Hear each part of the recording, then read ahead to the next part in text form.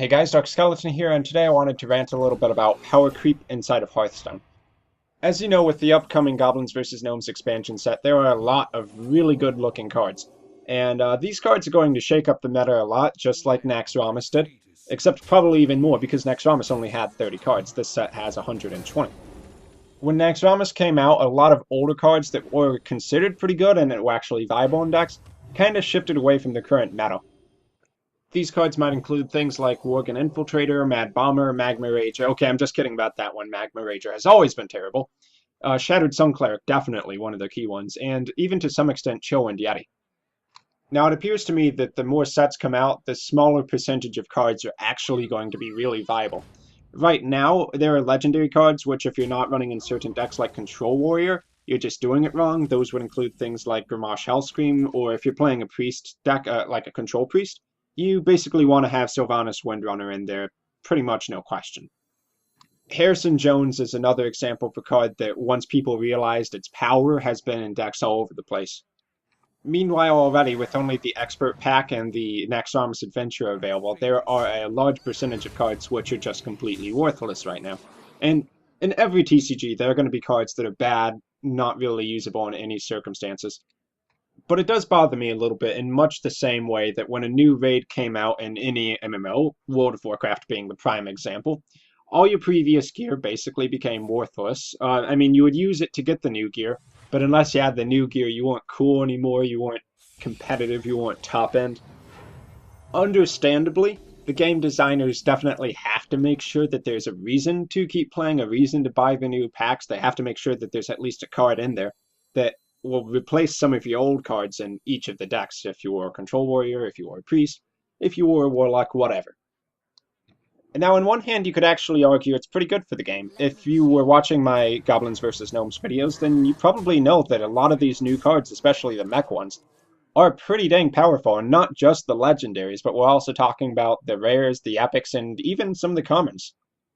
So really, although certain legendaries, some of the old base sets, are pretty much always going to be in the meta, or at least for a very, very long time, like Ragnaros or Sylvanas, newer players can at least jump into the new set and still have a chance of winning a match against other players, because they'll have some of these cool goblin cards, some of these cool mechs, that actually are pretty powerful. But if the power creep keeps going in each set, the old cards are basically made redundant, then that just means that a large percentage of cards in the game are just going to be long lost and forgotten. There are already quite a few examples of that, like the Thalmor Farseer or the Morgshan Warden, that were always pretty bad, but are just going to become more and more useless as time goes on. Now, what would be good in my mind is that although some of the old cards are considered bad, and they generally are, they really don't have any current uses, if there was a theoretical place in the future where they could be considered in a new deck. There certainly are some cards like that, but expecting most of them to be like that is kind of dreaming.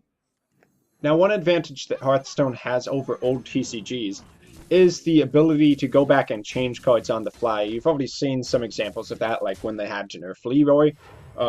Let's see, Unleash the Hounds was a great example when it used to cost 4, which was too much, then they made it 2 and it was broken, and 3 where it became a pretty good spot where it was at. Now, Blizzard has certainly done it for a couple cards. Usually when a card becomes way too powerful and way too dominant, then they nerf it down. There haven't been all that many buffs. Now, it is understandable why they don't go back and change every single card just to make them viable again. For example, Magma Rage or Thalmor Farseer. If they change a card to actually be good, or they change a good or a great card to be kind of mediocre, it really shifts how the game works.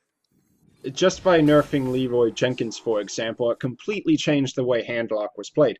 Instead of doing the Leroy Jenkins power overwhelming faceless manipulator combo to hit your opponent for 20 damage, they've shifted to other cards now, like Jiraxis, for example.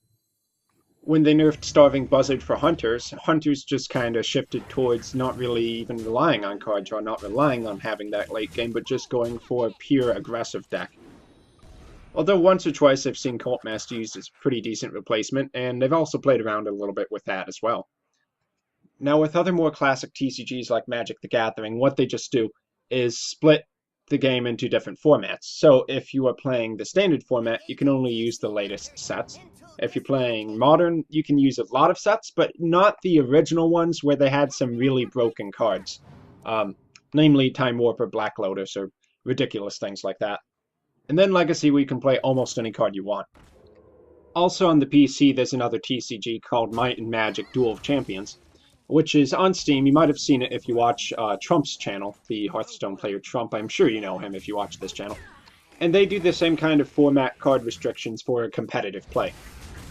So I've got to wonder, with Hearthstone, are they eventually going to go to this kind of standard constructed play where you can only use the newest sets and you can't go back and pull out your old Ragnaros to put in a new deck?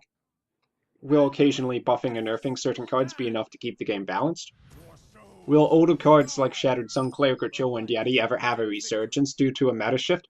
Or are they just pretty much doomed to be second rate for all eternity at this point? I think one of the cool things about arena play is that no matter how bad a card is, there may come a circumstance where you're put up against two other terrible cards, and that bad card might be one of the best of the three. So naturally, that ends up being the one you take. But yeah, as far as constructed goes, I'm a little bit concerned. I think when Goblins vs. Gnomes comes out, mech decks are going to be everywhere, and they're not just going to be because they're the new fad, although that will be part of it, but also because a lot of these mech synergy decks actually seem like they can really be good, and that's going to push a lot of the older decks out of the meta. Which isn't necessarily bad, but it does mean a lot of cards are also going to be sent to the junkyard, never seen again, or not for a real long time. And although it would be very cool if some of the old cards that fall out of the meta one day come back when new sets come around and there's some specific situation or combination of cards that make the old cards good again, but I really think that's only going to happen for a very select handful of cards. So what do you think? Are you happy that Goblins vs. Gnomes is almost certainly going to obsolete a lot of cards and actually give newer players a chance to catch up just by having them open a couple booster packs and get some of these sick commons and rares? Or are you just dreading the day where Control Warrior becomes a selection of the top 30 legendaries picked from each of the sets?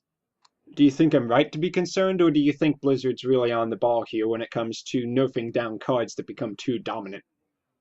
Also, what do you think of this new talking format? Is this something you guys would like to see more of? Let me know. I've been Darkskeleton, and I'll see you guys next time.